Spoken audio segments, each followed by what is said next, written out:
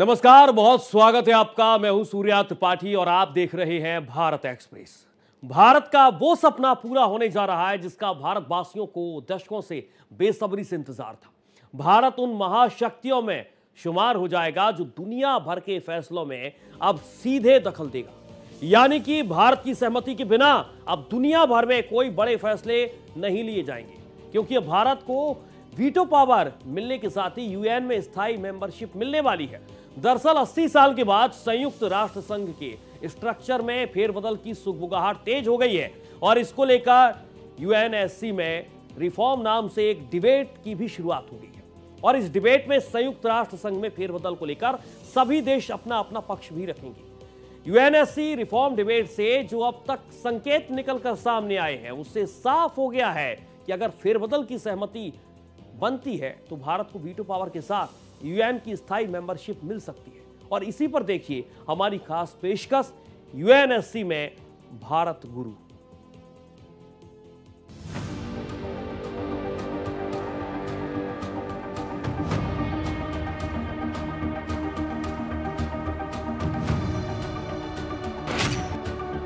UNSC का भारत बनेगा स्थायी सदस्य।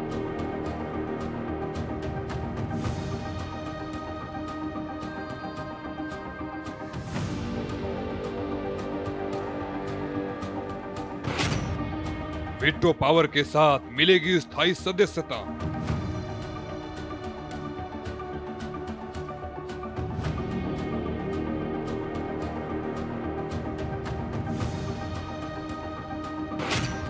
यूके और रूस के बाद फ्रांस का खुला समर्थन।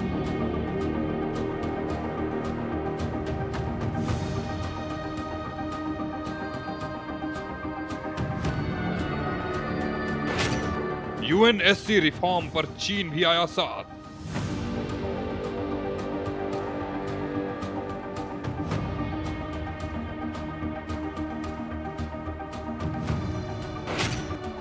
यूएनएससी में भारत का बड़ा फैसला, मिलेगी वीटो पावर।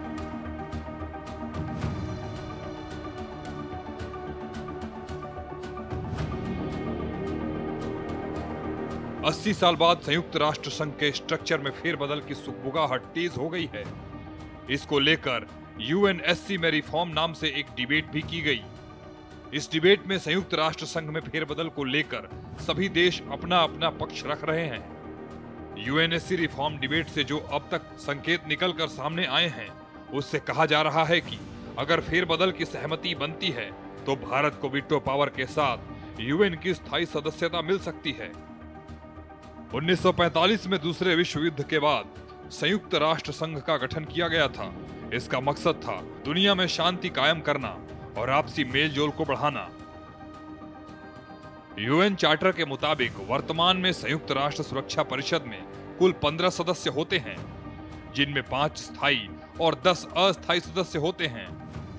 अमेरिका, रूस, चीन, फ्रांस और ब्रिटेन स्थायी सदस्य हैं और इनके पास वीटो पावर है।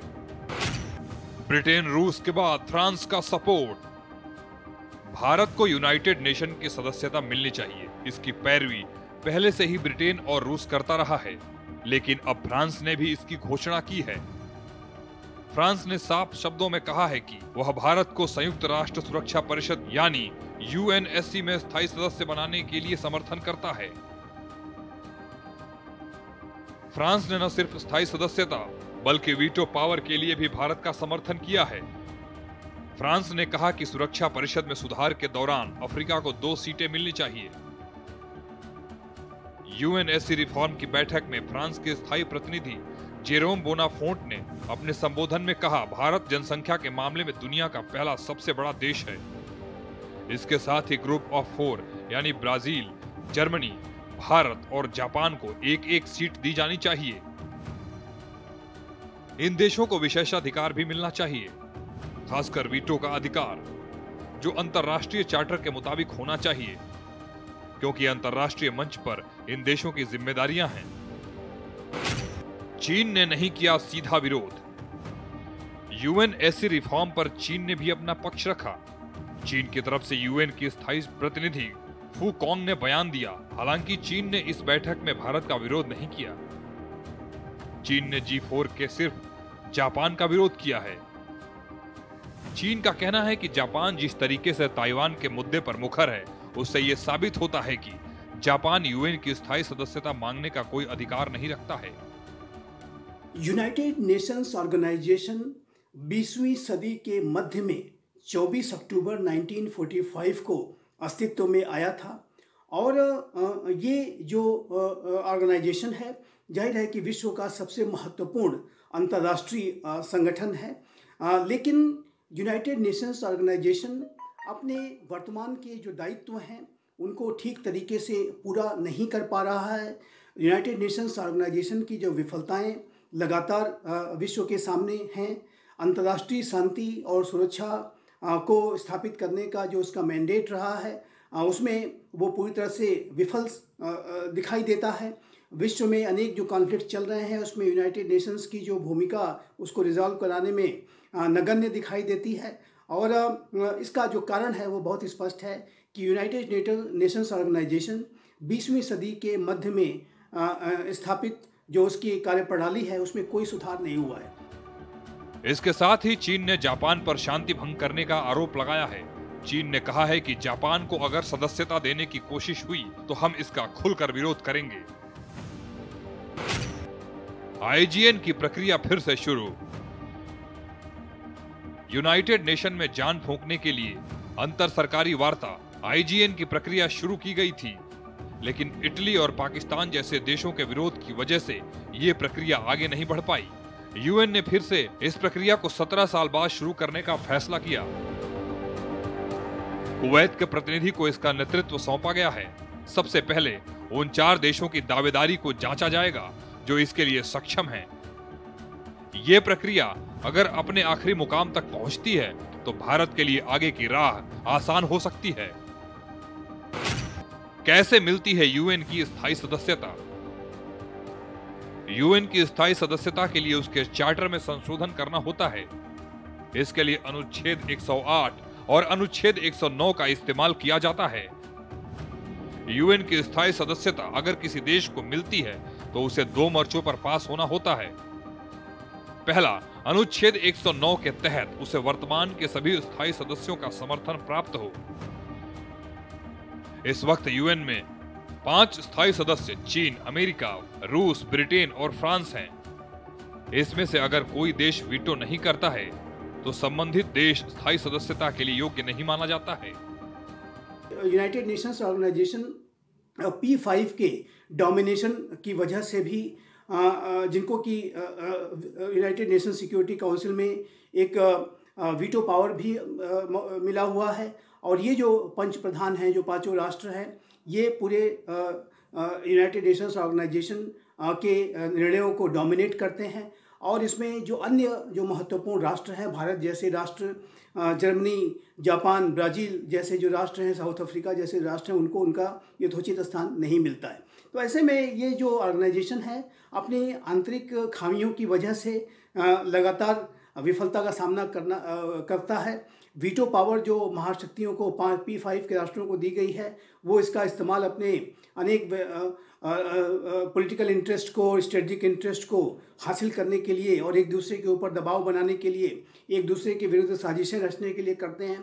इसी वजह से यूनाइटेड नेशंस ऑर्गेनाइजेशन और उसकी जो UNSC, United nation security council, अपने निर्णयों को ठीक तरीके से नहीं ले पाती है और ये जो ऑर्गेनाइजेशन है वो अपने उद्देश्यों को हासिल करने में विफल साबित हो रहा है।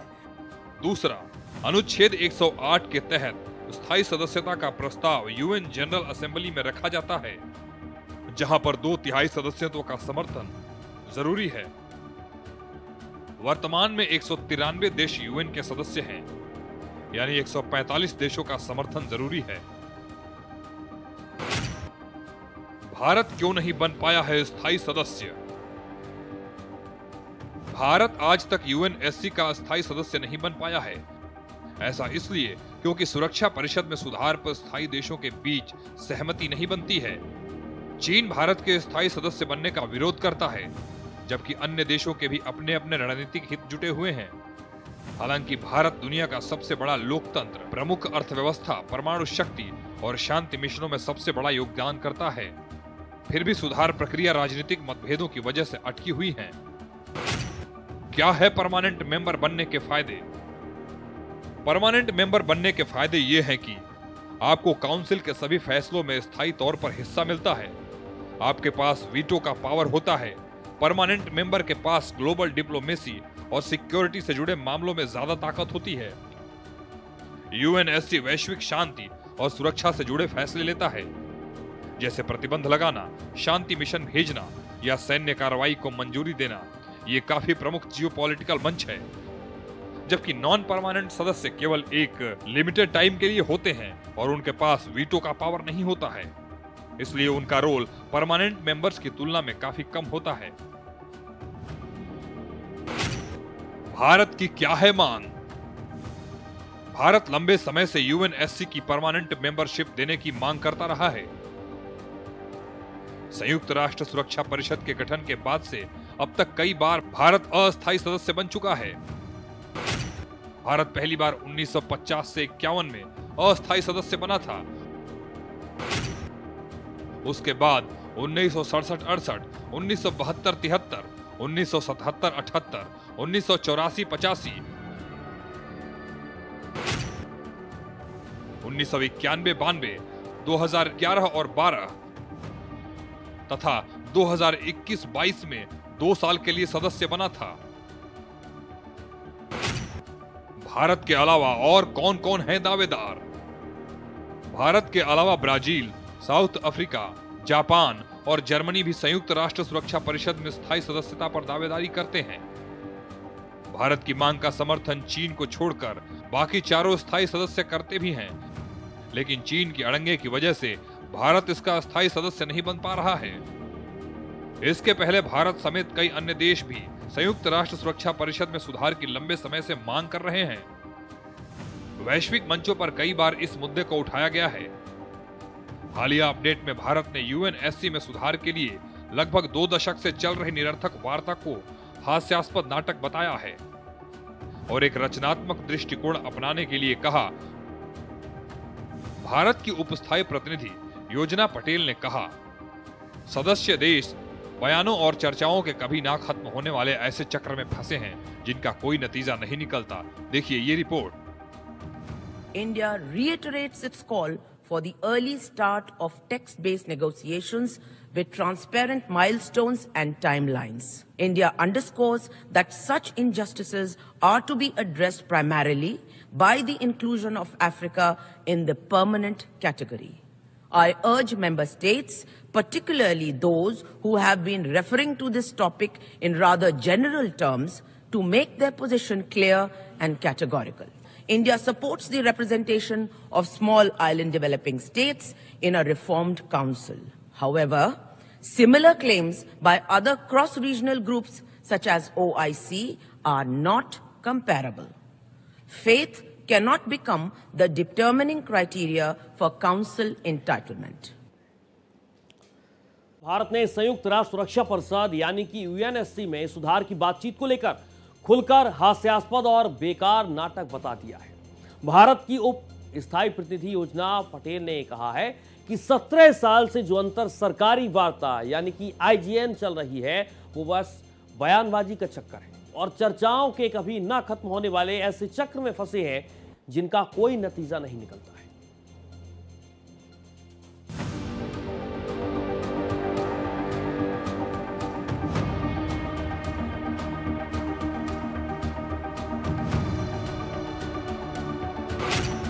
यूएनएससी सुधार पर भारत का कड़ा रुख। भारत की उप स्थायी प्रतिनिधि योजना पटेल ने यूएन में सुधार पर अंतर सरकारी वार्ता आईजीएन का हवाला देते हुए कहा, आईजीएन की शुरुआत के बाद से 17 वर्षों में एक बेतुके रंगमंच में तब्दील हो गया है। उन्होंने परिषद सुधार पर महासभा की बैठक में कहा, सदस्य देश बयानों और चर्चाओं के कभी न खत्म होने वाले ऐसे चक्र में फंसे हैं जिनका कोई नतीजा नहीं निकलता। इसके साथ योजना पटेल ने कहा कि सुधार प्रक्रिया में विश्वसनीयता लाने के लिए भारत पारदर्शी लक्ष्यों और समय सीमाओं के साथ सीखने पर आधारित वार्ताओं को जल्द शुरू करने का अपना आह्वान दोहराता है। आगे योजना पटेल ने कहा कि भारत को उम्मीद है कि आईजीएन के नवनियुक्त सह अध्यक्ष मौजूदा सत्र के दौरान चर्चाओं को ठोस परिणामों तक ले जा पाएंगे। भारत ने क्या लगाया आरोप? इसके साथ ही भारत ने उन देशों पर निशाना साधा जो यूनाइटेड फॉर कंसेंसस समूह के तहत प्रक्रिया को रोकते हैं, जिसका नेतृत्व इटली करता है और जिसमें पाकिस्तान भी सदस्य है।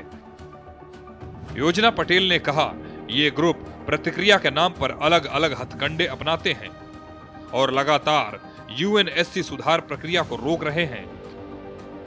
इसके अलावा भारत ने ऑर्गेनाइजेशन ऑफ इस्लामिक कॉरपोरेशन के लिए अलग सीट की मांग का विरोध करते हुए साफ शब्दों में कहा कि धर्म आधारित प्रतिनिधित्व सुरक्षा परिषद की संरचना का आधार नहीं बन सकता है।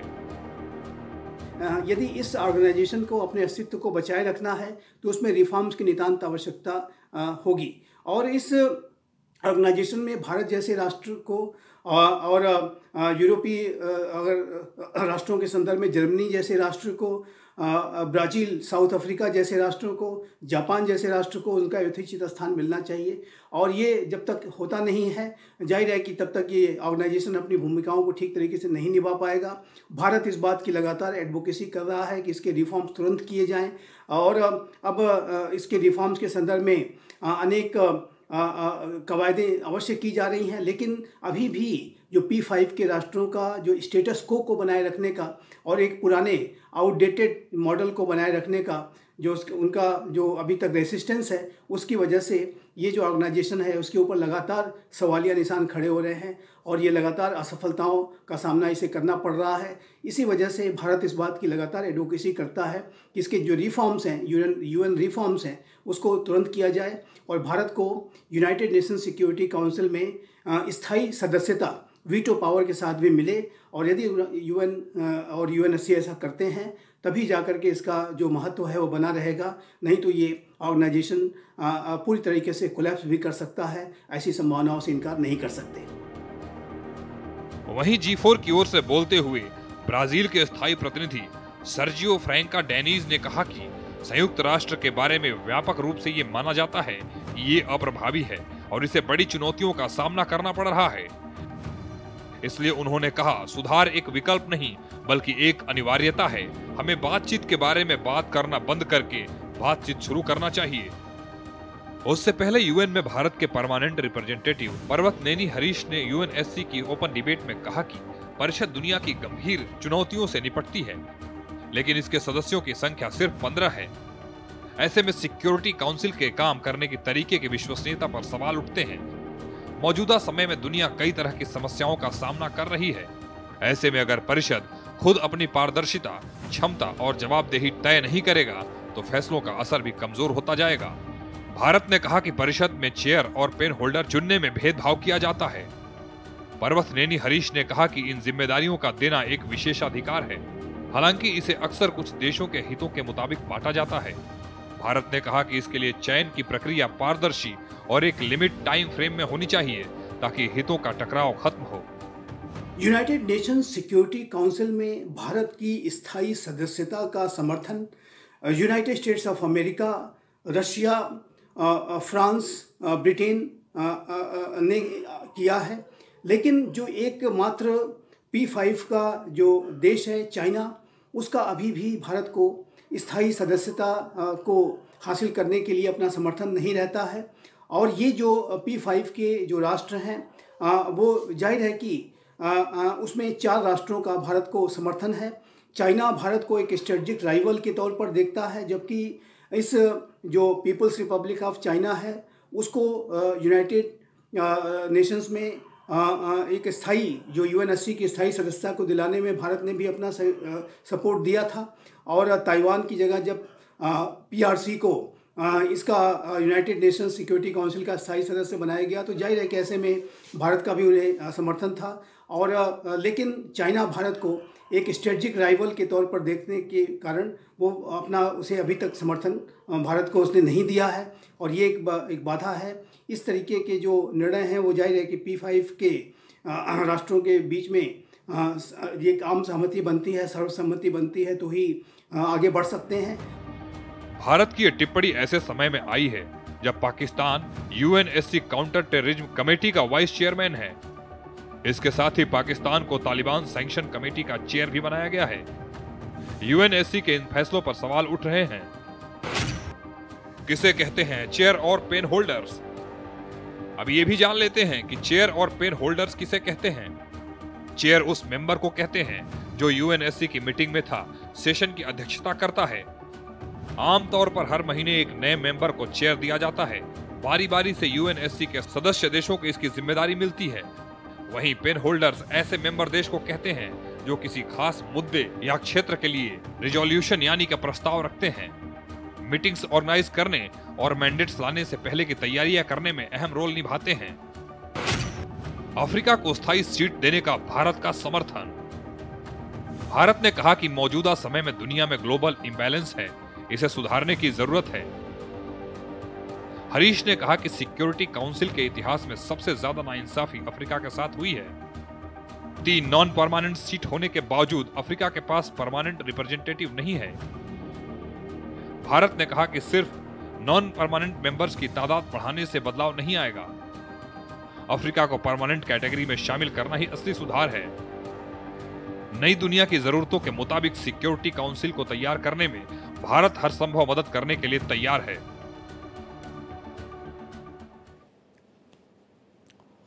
तो फिलहाल हमारी खास पेशकश में इतना ही। देश और दुनिया की तमाम खबरों के साथ आप देखते रहिए भारत एक्सप्रेस।